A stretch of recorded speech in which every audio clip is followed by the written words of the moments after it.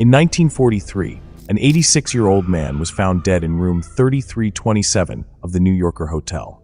His body was found 2 days after his death alone with no family, no wife, no kids, nothing. The problem with his death wasn't just that, but the fact that this man was once celebrated as a pioneering inventor for his bright works in different aspects of physics. In the hotel closet, his notebook was found. It was filled with unrealized dreams, different new inventions that never saw the light of day, along with an envelope filled with all his debts. Because of this debt, he only ate milk and crackers. This man never got to live the life he wanted or realize the billions of his ideas. He once said this about himself: "My high education in various branches of science has made me a mockery." His name was Nikola Tesla. He was the forgotten genius ahead of his time. Now, if a genius in physics saw himself as a mockery, then what would you say about the average Joe? What would the average Cindy studying arts do? What is really the point of the degree I have now? The school system, ever since then, has gotten way worse than before. Today, a person's entire life looks like a day in the life of an NPC. Follow the given steps. Go to school, get good grades, get a job, get married, have kids, work till you're old, retire, live on pensions, and hope your kids don't hate you in the future. But there's always more to life, more to education than this. Because many people end up living like him, with creeping debt and unrealized dreams. Something was seriously wrong back then, and even now. So how can we find out exactly what that is? And how can we solve it? First, we need to go back, far back, to see what was the point of creating schools in the first place.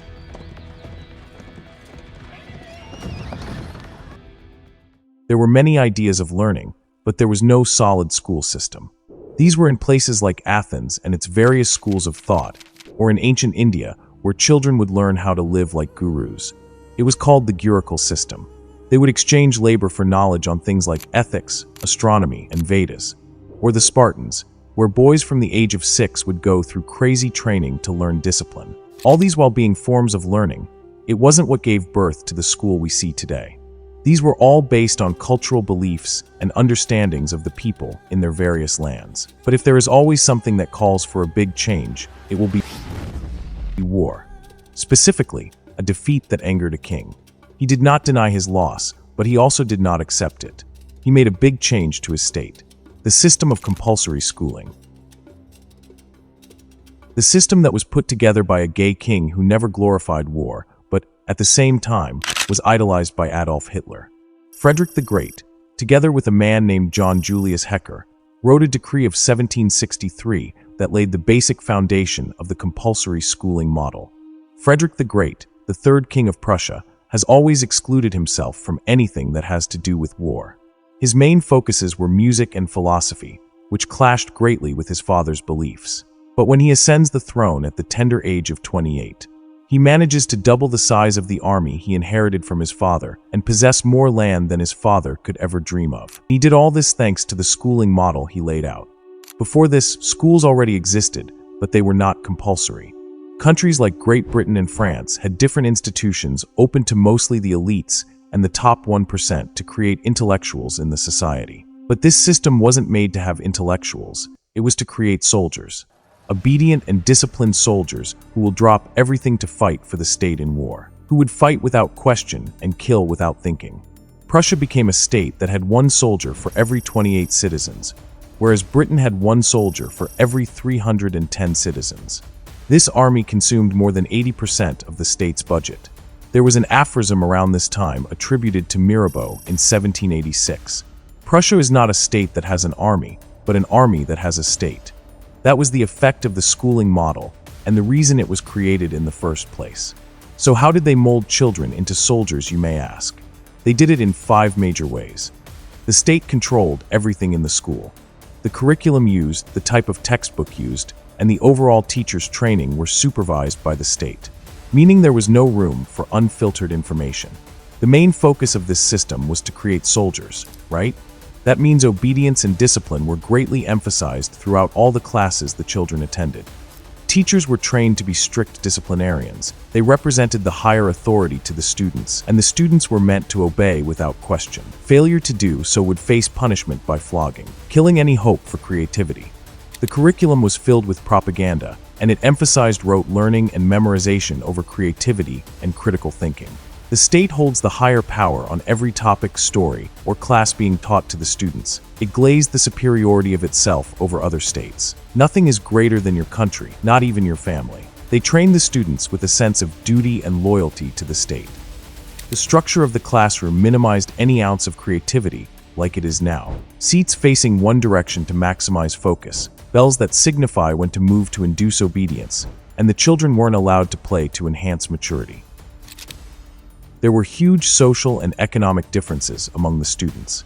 The top 1% goes to Akademienskolan, the academic school, to become policymakers. The next 5% goes to Realskolan, the real school, intended mostly as a manufactory for the professional proletariat of engineers, architects, doctors, lawyers, career civil servants. Finally, at the bottom of the pile, a group between 92 and 94% of the population attended Volksholen or people's schools, where they learned obedience, cooperation, and correct attitudes. This way, the state was filled with soldiers who fought and died for a cause. Slowly and surely, other countries adapted this system, like the Empress Maria Theresa, who adopted Prussian pedagogical methods to strengthen her hold over Austria, the French revolutionaries, and in different countries all over Europe. But while Prussia wanted a state of obedient, disciplined subjects, the US wanted a country of obedient and disciplined workers. As one particular person put it, "I don't want a nation of thinkers, I want a nation of workers." You might think this person would have to be the president, but you would be wrong. It was just a guy with a lot of money. In 1843, an American visited Europe for a specific purpose, and he stumbled upon a school in Prussia. He didn't stop there. He went to other places in Europe and visited schools. To his surprise, many of the schools were using the Prussian education model, so he made it his mission to bring this model to America. Horace Mann, the father of education, as he was known, brought this idea back home, but most parents weren't keen on it. However, when a billionaire heard of the idea, an idea that could bring him more labor for his company, he decided to invest in it. John D. Rockefeller, the richest man in the world, was delighted with this idea. A horde of loyal, obedient, and disciplined workers was a resource he could harness for a lifetime. He ended up building 1,000 schools to support this vision. Even his most loyal competitor, Andrew Carnegie, invested in schools for this idea.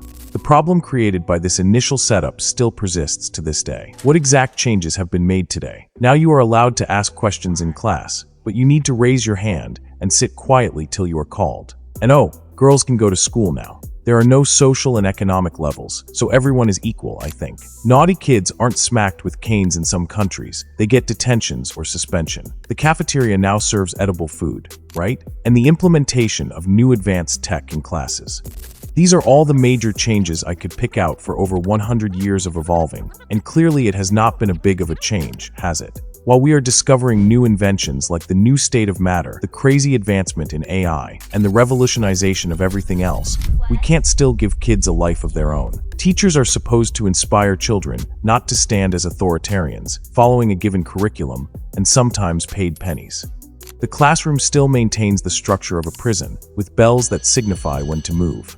Hey, the bell doesn't dismiss you. I dismiss you. The historical propaganda is still pretty much there.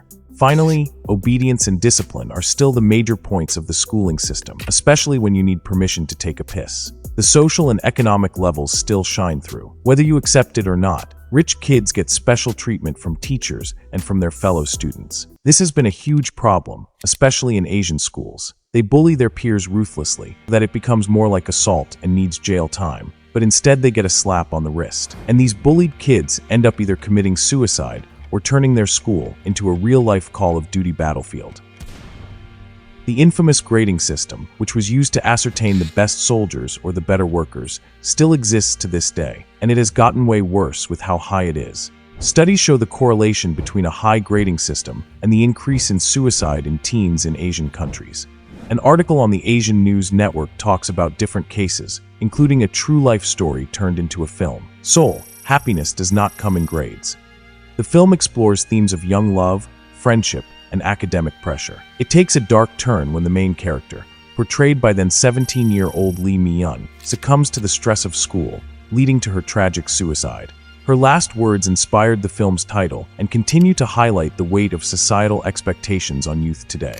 Between 2018 and 2021, 630 students died by suicide, with 116 cases linked to academic pressure, according to 2022 Education Ministry data. Academic stress was a bigger factor than issues like sexual violence, personal relationships, and financial problems. This is the system that is meant for children. They expect kids to follow orders. Learning isn't about discovery or actually using their brains. It's about getting an A, memorizing the formulas, not thinking, cramming as much as you can, and don't color outside the lines, stay fixed within them. If you start to understand, you're probably slightly ahead, but you must learn and conform like everyone else, or you'll be labeled as underperforming, distracted, or dumb. Yet consider names like Einstein, Edison, and Jobs. They were never fans of schools. Even the majority of the billionaires were dropouts. These were the ones who heard no more often than praise in their time. They were called dumb, unpleasant, or distracted as kids, yet they are what we would call successful, brilliant, and visionary. Now, schools force kids to master trigonometry and equations, but teach nothing about life skills, taxes, how to not get scammed, human relationships, or practical knowledge, sending them into adulthood with just X and Y. This is why Tesla got scammed 5 times of $12.3 million that could have been $127.6 million if accounted for inflation. This was a man who died in debt. Given that he was scammed once by Edison, the misfit in school, speaks volumes. To Edison, it was just business. And today, countless people are being scammed in all these ways. Through taxes or insurance, they can't even tell when a fake financial guru is lying to their face. They are easily used and left with nothing. Schools don't teach us any of that, or even a slight warning. I personally have learned a lot more from YouTube than I did in a classroom. To be honest, there is no fixing this. It is already broken beyond repair, and we need to start from the bottom. We need a new foundation, something modeled after Finland. A school system, no, a country's education system, that naturally cares for the students' well-being. Teachers having flexibility in the classrooms, classes that start later in the day, focused on observing the kids' behavior, and more emphasis on mental health than standardized testing.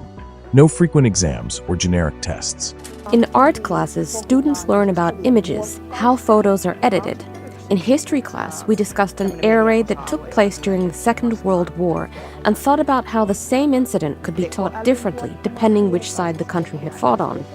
It's very important that we don't just teach the subject matter, but also the analytical skills, who produced it and for what purpose. They made this system, and it has helped them. It is known for providing a high-quality learning experience for students. That is what education was meant for.